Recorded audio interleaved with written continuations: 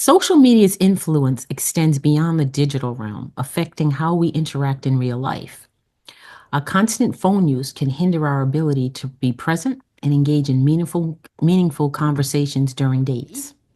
You've been Mhm. out on some dates. Have you ever come across someone who's constantly on the phone while dating? Nah, I mean, that's just, nah, nah, because I kind of have a rule, and it's something I would probably discuss ahead of time.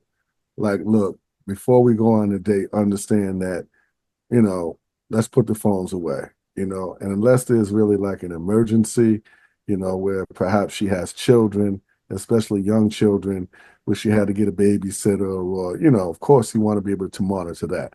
Monitoring the phone maybe every hour to kind of look to see if you got any kind of a, important text or a message or something, that's not a problem. But if you're sitting there every 5, 10 minutes looking at the telephone, I'm gonna ask you front up, you know, are you interested in what's happening here, or you're more interested in what's happening with the phone? right. You know, I'm not afraid to ask the hard questions, because if that is something that you're doing now, that's probably a habit. That's Mhm. probably something that you do all the time. And it's really a sign of disrespect for the person that you're with. It would be like us having a conversation right now, and the whole time I'm sitting on my phone, texting somebody else, and I'm not really paying attention to what we're doing here. Right. Same thing on the date. So you really have to be respectful of the other person when you're on a date and say, hey, let's put the phones aside for a little bit, maybe check in every hour or so, kind of see if there's something going on that needs our attention. Right, right. It's rude. It's rude. We were taught, well, we didn't have cell phones when I was growing up, but when my children were growing up, aside from dating, this isn't has anything to do, but there was rules about that cell phone. No cell phone during dinner. It's a time for the family to engage. No cell phone during homework. No cell phone during chores. They really use their cell phone. But I You, mean, it can you, be, you, that you constant. mean no landline, no, you know what I'm saying? No, no, not when we were growing up. When I was raising my children, they Oh, okay, my bad. yeah, I see what you're and saying. it I see. was like, no, you're not getting a cell phone during dinner. No cell phones at the table. None Yeah, when you're doing homework. You got yeah. your chores to do when we're on family events and excursions. No, it's just it's rude.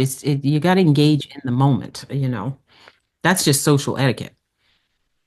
Yeah, it's amazing how we're more interested in what's taking place um, somewhere where it really has nothing to do with us, or we really don't.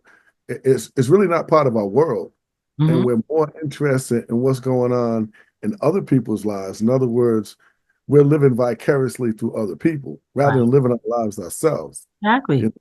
I use the phone mainly, to be honest with you, for entertainment. Okay, number one, and to gather information. Mm. Okay, so I do a lot of note taking.